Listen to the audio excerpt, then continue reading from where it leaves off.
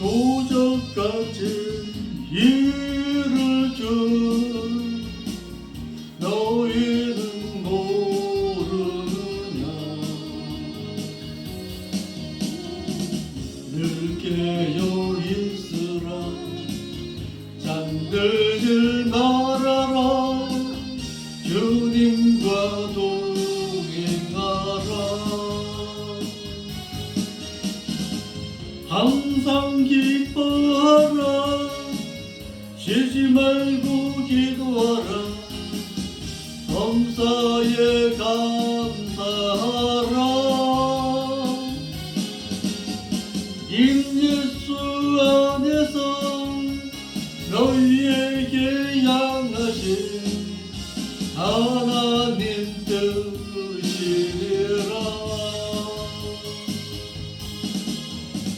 영광의 하나님이 너희를 거룩하게 하시고 온몸과 영혼이 주 오실 그날에 흠없길 원하노라. 항상 기뻐하라. 쉬지 말고 기도하라. 범사에 감사하라. 인 예수 안에서 너희에게 향하신 하나님 뜻이니라. 그날이 도적같이 일을 준 너희는 모르느냐. 늘 깨어 있으라. 잠들질 말아라. 주님과 동행하라. 항상 기뻐하라. 쉬지 말고 기도하라. 범사에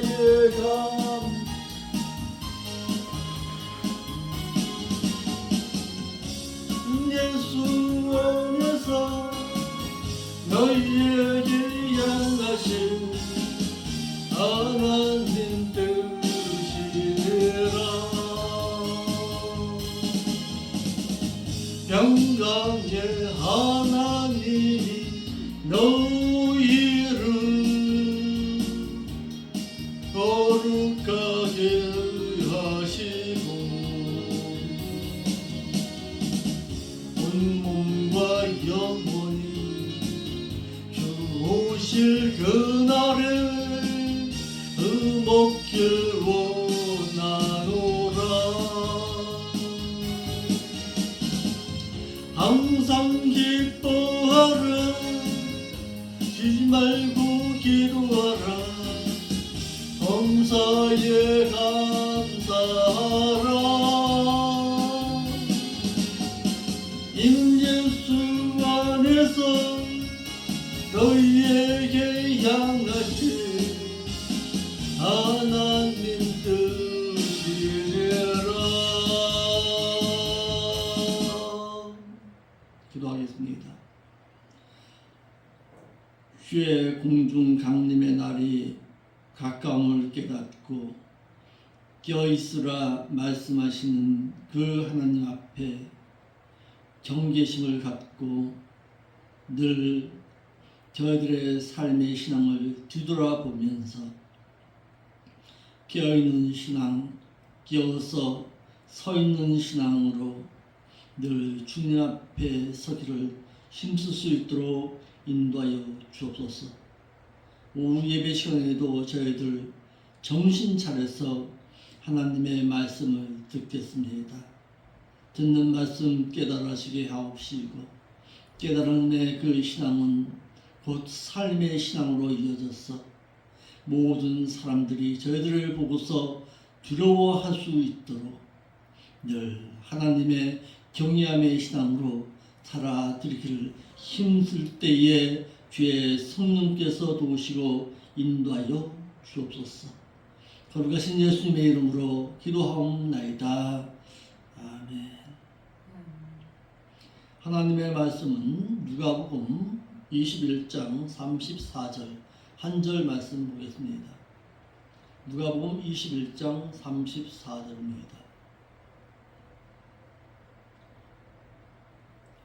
너희는 스스로 조심하라. 그렇지가 않으면 방탕과 술 취함과 생활의 염려로 마음이 둔하여지고 뜻밖의 주님의 공중 강림의 그날이 덫과 같이 너에게 임하리라. 아멘. 주님의 공중 강림을 기다리는 자는 세상에 취해서 살아가면 안 됨을 말하고 있습니다. 생활의 염려와 생활의 근심 가운데서 세상 가운데 내가 비록 산다 할지라도 세상에 취해서 있어서는 안 된다는 말씀입니다. 물론 배는 분명 배는 물 위에 떠 있어야 합니다. 그러나 물 위에 떠 있는 그 배가 물을 받아들이는 그 순간에 그 배는 침몰하고 만난 사실입니다. 우리의 믿는 신앙도 마찬가지입니다. 우리의 믿는 자의 신앙도 우리는 분명 세상 가운데 있어야 합니다. 그런데 세상 가운데 있는 우리의 신앙이 세상의 그 어둠을 받아들이는 그 순간에 우리의 성도의 삶은 세상 가운데 침몰하고 만나는 사실입니다. 세상이 어두우면 어두울수록 나의 신앙의 선한 삶의 신앙의 촛불은 밝게 빛나야 한다는 사실입니다. 이와 같이 예수님께서는 제자들에게 타락하지 말 것과 깨어 있을 것을 경계하셨습니다. 그러면서 예수님께서는 제자들에게 제일 먼저 스스로 주의하라고 말씀하고 계십니다. 예수님께서는 제자들에게 너희는 스스로 조심하라 하셨는데 이는 종말에 임할 그리스도의 공중 강림을 대비하기 위함으로 이같이 말씀하신 것입니다. 너희는 조심하라. 이 말은 가까이 가져오다, 마음을 그곳에 두다, 즉 주의하다, 조심해라, 유의해라, 관심을 가져라 라는 뜻으로 이것을 현재 능동태 명령형으로 말했기 때문에 너희는 계속해서 너희는 너희 자신에 대해서 세상 가운데서 조심하는 신앙 가운데서 있으라라고 말하고 있습니다. 마음이 깨어있을 것을 명령하였는데 이 문자가 첫 글자가 대문자라서 극히 어떻게 강조적으로 말하고 있습니다. 주의해봐라. 너희를 관망해 보아라. 세상이 얼마나 어두운 가운데 있는지를 너희가 관망하여 보아라 라고 말하고 있습니다. 조심하라는 거예요. 주님의 공중 강림의 그 날이 가까웠으니까 너희는 세상 가운데서 세상을 잘 살펴보면서 세상 가운데서 내가 어떤 삶의 신앙으로 살아야 할 것인가를 살펴보라고 말하고 있습니다. 두 번째, 어느 때라도 방탕하고 술 취하고 생활의 염려로 인해서 마음이 무겁지 않게 하라고 말하고 있습니다. 예수님께서는 제자들에게 스스로 주의해서 어느 때라도 깨어있어서 방탕함과 술 취함과 생활의 염려로 마음이 무겁게 되지 않도록 너는 경계하라고 말하고 있습니다. 이와 같이 행하지를 아니하면 어떻게 한다? 너희는 방탕한 가운데 있을 수밖에 없음을 말하고 있습니다. 이 방탕한 게 무엇이냐? 술을 많이 먹은 상태에서 머리가 흔들리는 두통 상태를 가리킨 것으로서 영적인 관념을 떠나서 세상의 향락에 취해서 있는 상태를 말하고 있는 것입니다. 이와 같이 믿는 자가 영적인 삶의 자세를 잃어버려서 세상적이고 육신적인 향락적인 삶에 취해 있다 보면은 이와 같이 방탕한 생활 가운데 있을 수밖에 없다라는 사실입니다. 머리가 이리저리로 흔들리는 그 상태를 두고 말하는 것입니다. 술 취함과 그렇습니다. 이도 만취된 상태 가운데 있지 말라는 뜻입니다. 생활의 염려로 세상의 일로 인해서 마음이 이리저리로 흔들리는 상태를 말하고 있습니다. 그러므로 믿는 자는 세상 가운데 있지만 세상을 받아들여서는 안 된다라는 것입니다. 세상 생활 염려로 인해서 마음이 눌려서 영적인 분별력이 없는 상태로 인해서 영적으로 무거워진 상태를 두고 하신 말씀입니다. 이와 같이 너희는 세상 가운데서 이와 같은 생활을 하지 말 것을 말하고 있습니다. 그래서 그리스도께서 신랑으로서 도적같이 오시는 그날에 뜻밖에 임하지 않게 너는 깨어있으라고 말하고 있는 것입니다. 예수님께서는 제자들에게 방탕하고 술 취하고 또한 생활에 대한 염려를 하게 되면 마음이 무겁게 되면 뜻밖에 임하는 그날, 즉 당신께서 신랑으로 공중에 강림하신 그날에 버림당할 수밖에 없음을 말하고 있는 것입니다. 그러니까 믿는 자 가운데서도 버림당할 자가 분명히 나온다라는 사실입니다. 그러하지 말고 깨어있어서 그날이 갑작스럽게 임하지 못하도록 너는 늘 깨어있으라고 말하고 있는 것입니다. 오전 예배 시간에도 말씀드렸지만은 노예된 자는 주인이 언제 온다 할지라도 늘 깨어있어서 언제 오실지 모르는 그 주님을 맞이하기에 부족함이 없도록 마음의 준비를 갖추고 있어야 함을 말하고 있습니다. 깨어있는 자는 버림당하지 않으니합니다. 또한 버림당함을 피할 수가 없는 것과 같은 것입니다. 이와 같이 예수 그리스도를 구속주를 믿어서 구원을 소유하게 하신 것은 은혜 언약에 의해서 은혜로 주어지지만 그리스도께서 공중에 신랑으로 강림하실 때에 들림받게 되는 것은 행위 언약에 의해서 믿는 자가 끼어있는 행위에 달려 있다라는 사실입니다. 이러므로 믿는 자들은 행위 언약에 대해 잘 알아서 하나님께서 은혜로 5만 가지 다 해주신다고 하지 말고 믿는 내가 행해야 할 일이 있고 하나님께서 행한 일로 갚아주시는 것도 있다는 것을 잘 알아서 믿는 자는 이제는 행위 언약 가운데서 살아야 함을 말하고 있는 것입니다.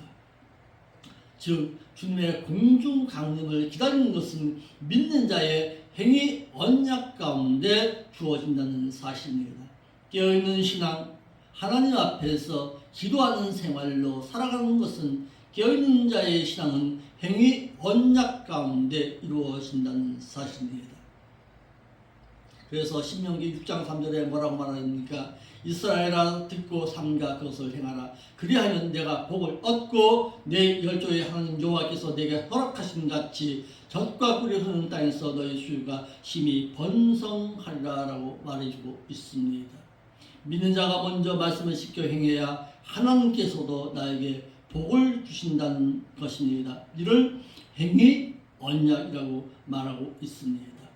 행위 언약에 기록된 말씀이 신구약 성경에 여러 차례 말하고 있지만은 특히 역대상 28장 9절에 내 아들 솔로몬아 너는 내 아비의 하나님을 알고 온전한 마음과 기쁜 뜻으로 섬길지어다.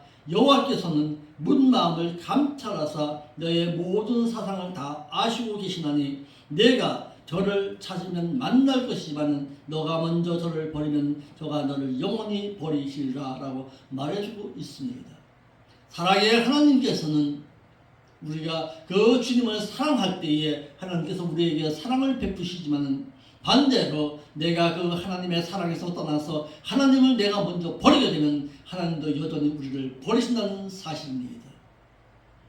이와 같은 사실을 알지 못하니까 하나님 앞에 원망 불평하게 되시오. 하나님은 우리를 사랑으로서 구원해 주었지만 사랑의 구원을 베푸신 그 하나님께서 우리가 먼저 하나님 앞에 등을 돌려서 세상 가운데서 세상의 우상 숭배 가운데 우리가 살아가게 되면 하나님께서도 우리를 여전히 버리신다는 사실도 알고 있어야 한다는 사실입니다. 여호수아 24장 10절 말씀에 만일 너희가 여호와를 버리고 이방 신들을 섬긴다면 너희에게 복을 내리신 후에라도 돌이켜 너희에게 저주를 내리시고 너희를 멸하시라고 말하고 있습니다. 이 또한 행위 언약 가운데 우리에게 주신 말씀이다라는 사실입니다. 믿는 자가 말씀을 지켜 행하지도 아니했는데 기도한다면 다 복을 주신다면 왜 하나님께서 우리에게 무엇을 지켜라 하나님의 계명을 지키라고 말씀하셨겠느냐 이 말입니다.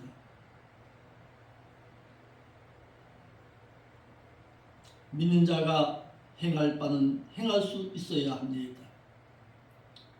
뜻밖의 갑자기 나에게 임하지 아니하도록 늘 깨어있는 성도의 삶의 신앙으로서 믿는 자가 세상에 취하고 향락에 취하고 죄물에 취하게 되면 그리스도께서 공중에 강림하셔서 이를 알지 못하다가 버려둠을 당하게 된다는 사실입니다. 그래서 예수님께서도 제자들에게 이같이 경고하신 것입니다.